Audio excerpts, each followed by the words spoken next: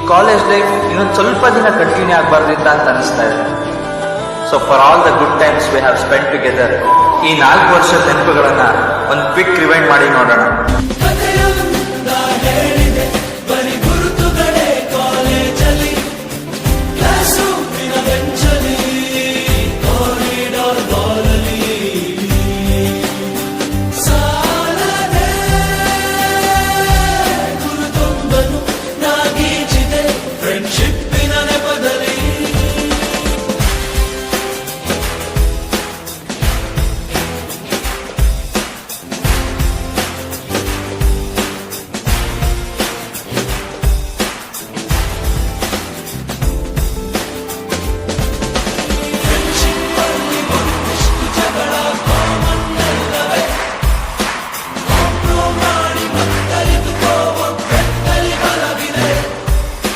Social cause, good better to strike